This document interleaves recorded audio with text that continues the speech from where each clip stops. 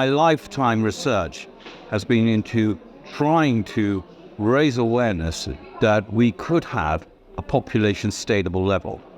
When I started out my project back when I was a young man, I was a research scientist, and I started an organization now called Population Matters, which is here as well. Yes, yes. Yeah?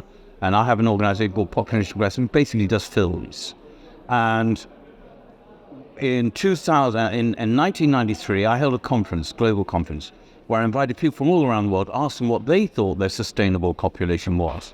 Mostly people had a very bad guess at it, but there was one scientist a very famous scientist called Paul Ehrlich, he's still alive today, he's in his 90s, and he he did a very good paper, it wasn't very long, but he reckoned the best population in the world, sustainable population, was about 2 billion to 3 billion.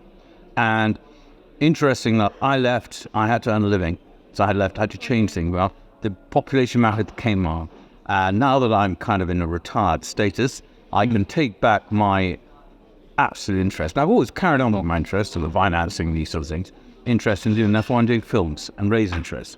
What I do know is in the 90s, there were two scientists, American scientists, called Mattis Wackenangle and Bill Johnson of Columbia University came together, and they've set out what's known as the ecological footprint.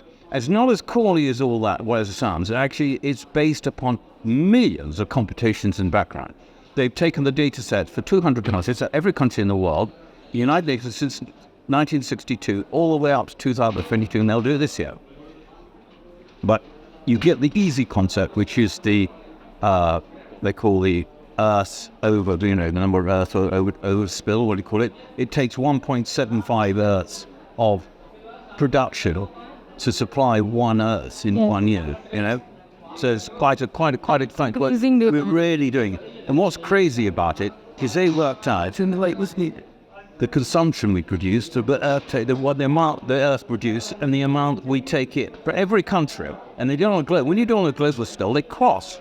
Yeah. They put us cross in 1972, around that, when the world was about 3.5 to 3.7 billion. So the point I'm trying to get across is this is a real scientific idea. It's transparent, it's robust, and it's going to be a game changer if we could use it. It's a matter of persuading governments to use this, as well as the getting distinctive and producing this model that everybody can understand. That's what's the beauty. It's not a difficult to understand. What the computers have done for you, but the concept is very simple. And if it could do that, then we will all have a country would be able to work out what its population be. For instance, the United Kingdom is around 10 to 30 million. What was 75 million, right? India is going to be 1.65 million by the year 2050, I think, or 2008, somewhere around that. Now, that's a massive population. Yes. When in fact, your sustainable population might be 200 million. I don't know, because I haven't done the computations of India. You will have to do that because your behavioral habits, your consumption habits are going to be different to mine. What you stand. But I can say for the UK, it's around 20 to 30 million, which, if you tell a politician that can't be possible. We're not overpopulated, The same with an Indian policy, exactly the same. Oh, and there's plenty of green fields. Of course we're overpopulated.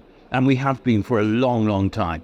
And the sooner we realize that as a global entity, and it's all of us, over 80% of the countries in the world are overpopulated, which is quite considerable. That's probably about 90% of the population of the world. I haven't added them up yet, but I will do. Is overpopulated and are living unsustainably. And you, for instance, have a footprint that is, I think, something like 7 times less than a person in the United States. But you still have a biocapacity that's 1/3 of your footprint. In other words, you consume 3 times more in India than you produce. An American, they have a footprint, I think, if I take it right, about 7.5.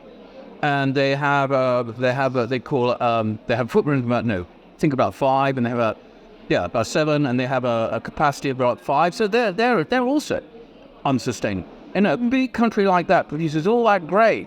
Can you believe it? You just don't believe it till you actually look at the figures. And if you come to my presentation, I try to put in the more with diagrams. And I think that's the point I'm trying to get across. Now, if governments could and I mean just not the Indian governments, all governments could use this model, we would be in a much better state, and we would understand where we are going. Because, any reporter would refer to that. It's like the weather forecast, We could do it. It's as easy as that. And it's just a climate forecast. It's just a matter of, climate forecast. Yeah, you could nearly do that. The sustainability forecast, We're on track for this, But, you could have a greater population to consume less. But you don't consume an awful amount yet in India. But certainly you're going to. Yeah. And that's going to be a problem. So you've got to decrease in population in order to compensate for that. So that's the point I'm getting across.